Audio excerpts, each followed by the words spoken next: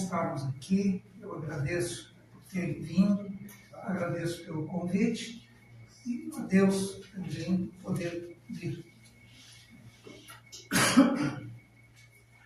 A gente veio no Centro Espírita com alguns objetivos.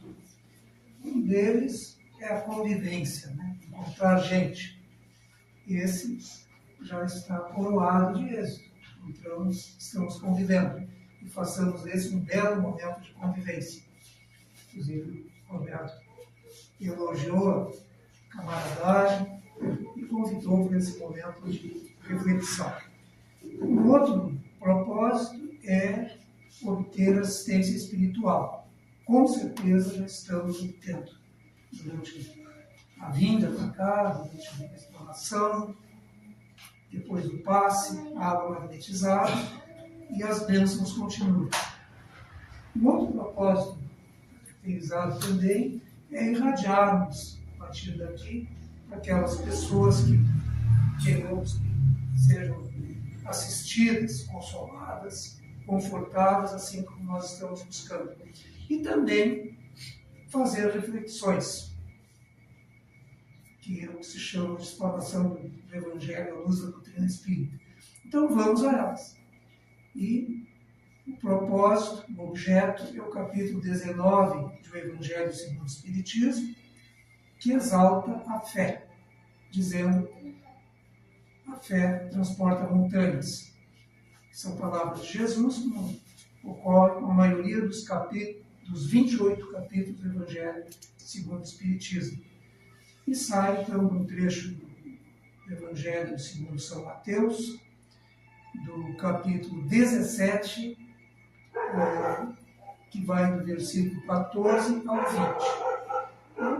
Vou procurar comentar, em vez de ler brevemente, e depois contextualizar um pouco o que vem antes e o que vem depois desse capítulo do Evangelho. Então diz que Jesus, descendo ao monte, que monte? Uma grande multidão se aproximou dele e um homem se ajoelhou aos pés, pedindo que curasse o filho, que era lunático, que ora caía no fogo, ora caía na água, que era causa de sofrimento. Acho que ele tinha convulsões, poderia ser uma epilepsia. E a expressão usual era lunático. E alegando ainda que os discípulos não tinham conseguido. Possivelmente 9 dos discípulos estavam na multidão e Jesus, então, em face disso, proclamou: ó raça incrédula e depravada, até quando conviverei com vocês? Até quando terei que sofrer vocês? Jesus disse isso por uma razão. Mas mandou trazer o menino aqui e, repreendendo o demônio deixou o menino e o menino ficou salvo. E aí, em off, depois de um certo momento, os discípulos vieram perguntar para Jesus por que eles não tinham conseguido curar. E Jesus disse que foi por causa da pouca fé. Se tivesses fé do tamanho do grão de mostarda, diria para essa montanha: transporta-te daqui para ali, ela se transportaria e nada seria impossível. Vai até o versículo 20. Então, o contexto disso, versículo 14. Os versículos anteriores tratam da transfiguração do Tabor, do versículo 1 ao 13, do Evangelho segundo São Mateus, do capítulo 5. E no finalzinho do capítulo 16, diz que Jesus disse para os discípulos que alguns de vocês não experimentam a morte sem que vejam o Filho do Homem no seu reino. E aí começa dizendo, 17, que ele convidou Pedro, Tiago e João, irmãos, e subiram no monte, e lá Jesus se transfigurou, com a roupa branca, e ele resplandecente, e se manifestaram ali Moisés e Elias. E aí, então, os discípulos acompanharam, e ele saiu desse estado de experiência de estar no reino dele, porque disse que não era na terra o reino, mas para conviver com nós naquela época, conosco, naquela época, possivelmente alguns de nós estivéssemos encarnados naquela e agora estamos aqui.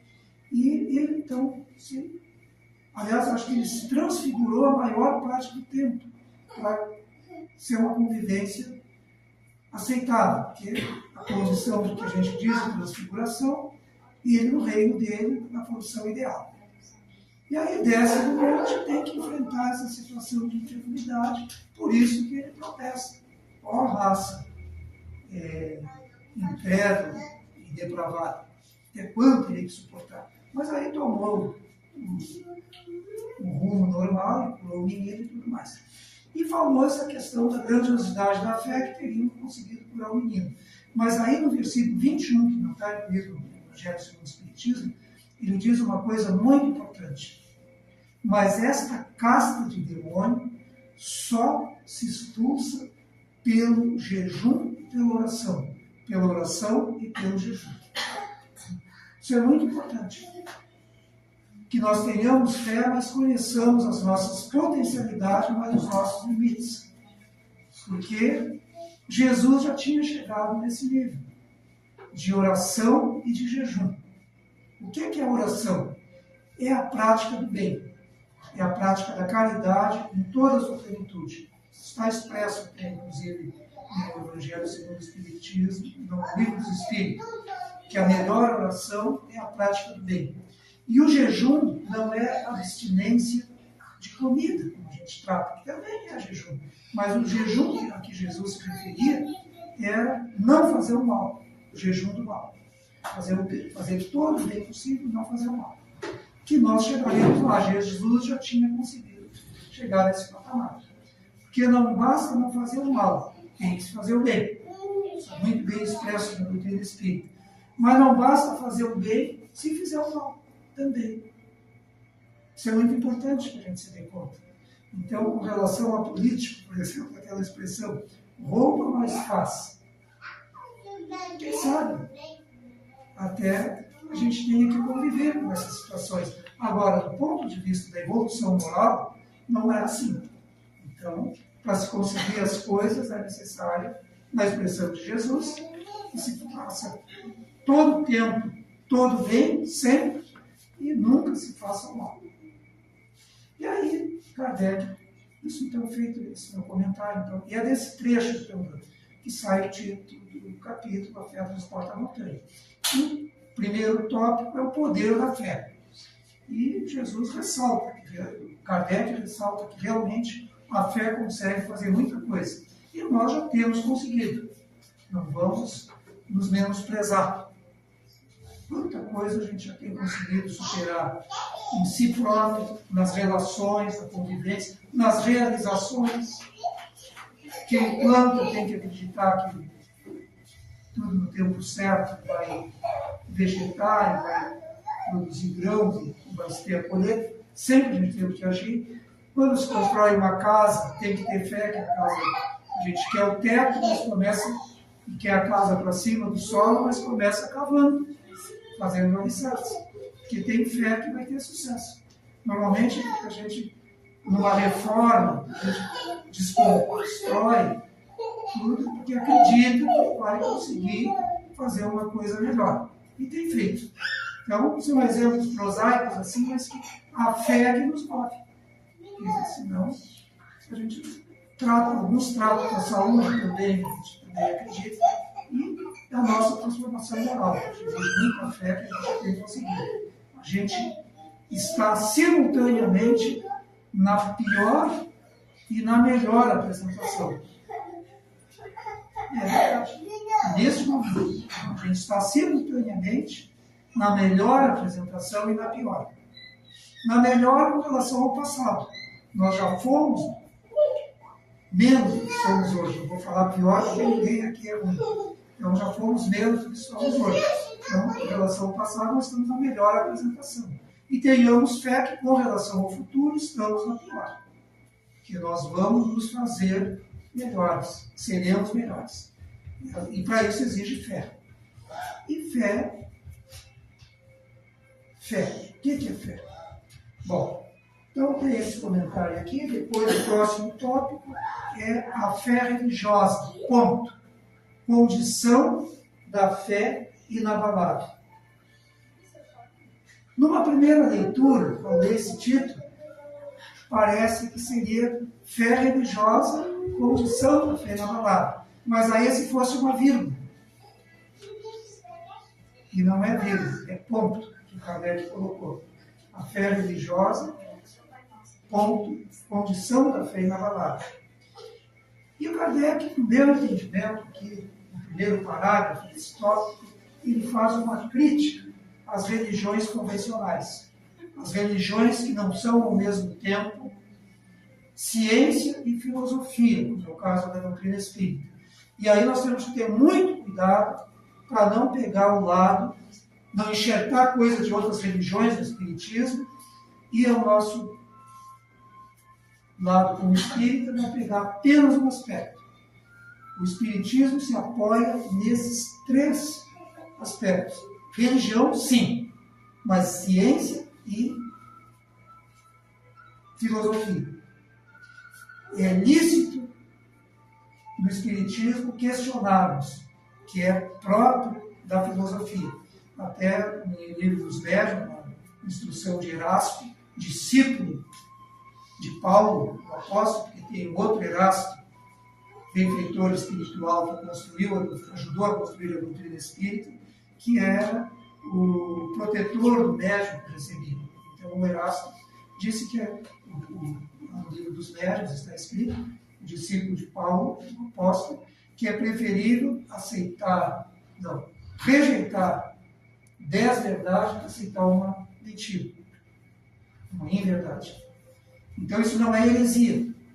Enquanto que tem religiões que ser contrário a dogmas da religião é heresia, passivo de excomunhão.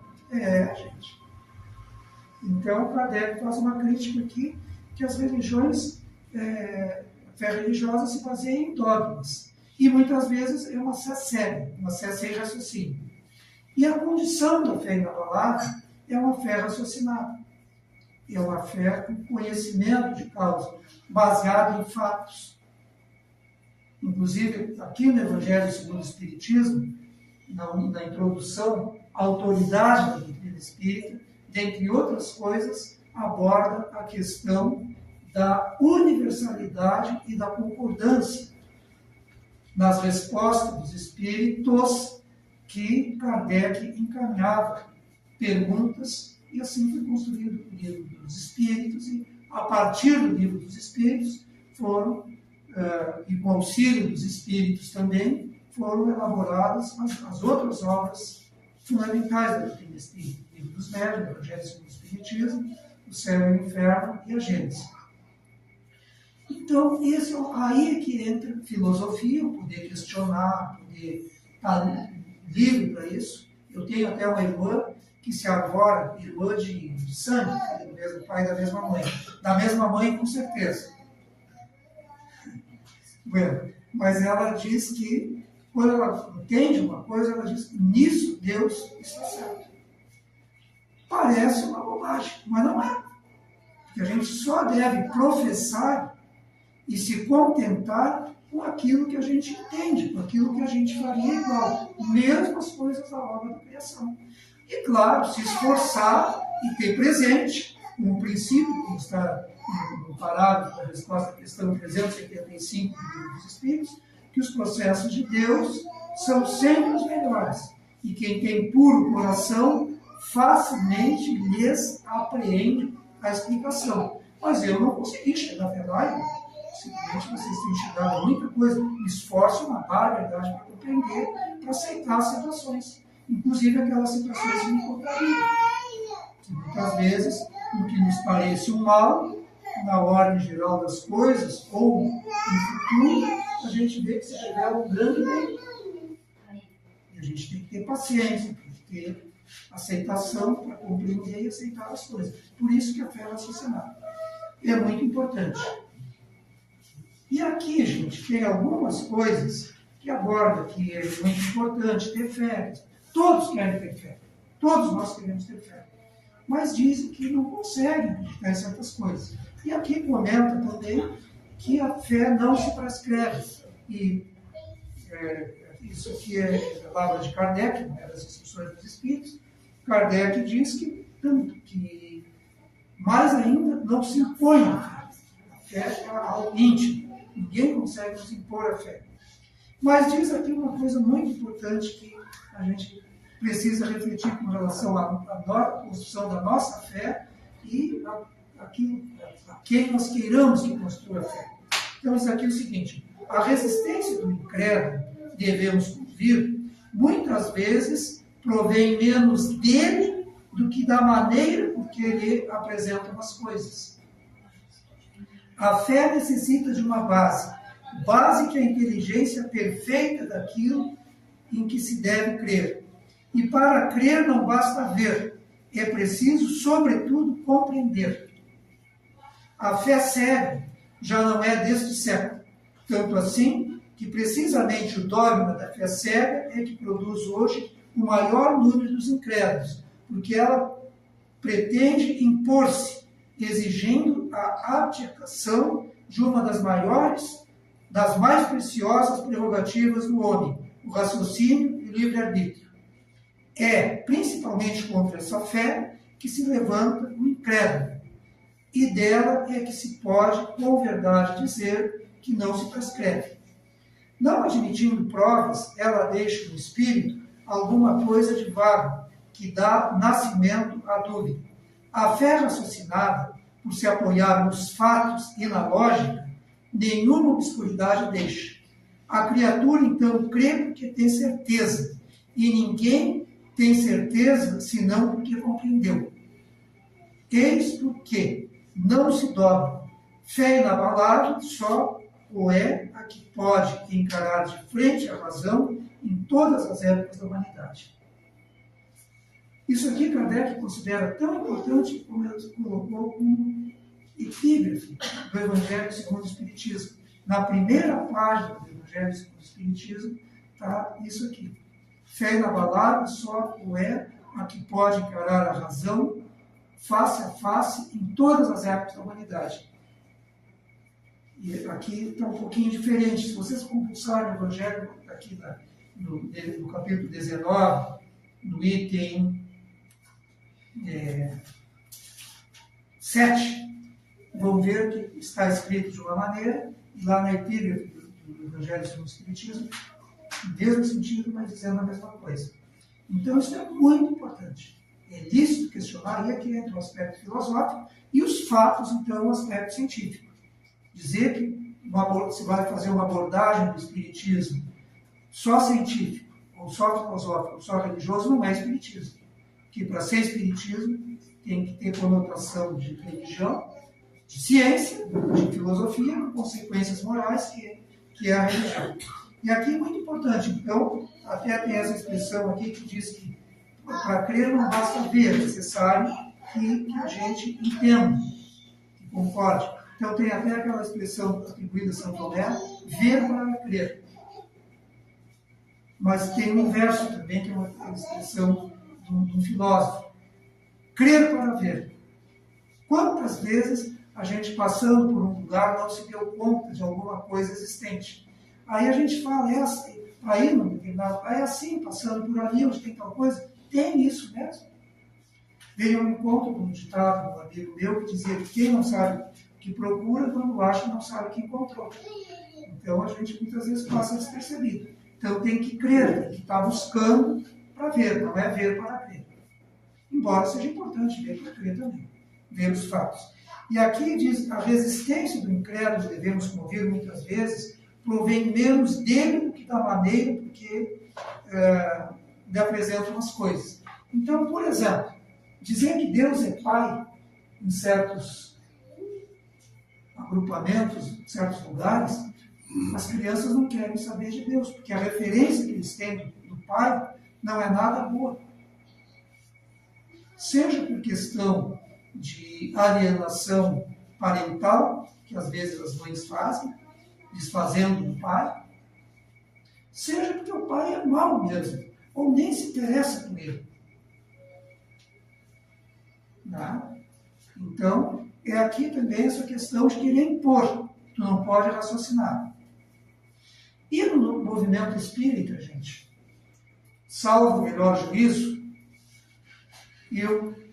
meu entendimento, por exemplo, eu tenho ouvido pessoas dizerem, terminar uma prece e dizer, ser conosco, Senhor.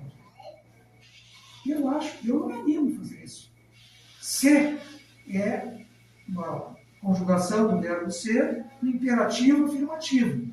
É um comando, é um humano. Eu não me animo a botar em Jesus, dizer ser conosco. E além do mais, bom, eu não estou bem, qualquer coisa, porque Jesus não é comigo. Jesus e Deus estão sempre conosco. Ele está aqui conosco. É nós que temos que ser com Deus, com Jesus. Sempre. Aqui, em casa, em todo momento. Nós temos que nos sintonizar com a atmosfera fluídica de Deus, de Jesus, que está sempre à nossa disposição. Aliás, Jesus disse que o reino de Deus está dentro de nós. A coisa é maior ainda porque Jesus e Deus está conosco. É nós que temos que fazer desabrochar isso que está no nosso DNA, que Deus, ao nos criar, colocou. E outra coisa também, cuidado com certas preces que não se compadecem com os princípios da doutrina espírita. Tem uma que começa assim: Deus, fazei de mim um instrumento da vossa paz. Gente, eu fico pensando como é que Deus pode ficar dando uma cara, eu te fiz para isso, para ser instrumento da minha paz. Questão 132 do Livro dos Espíritos. Qual o objetivo de Deus com a encarnação dos Espíritos?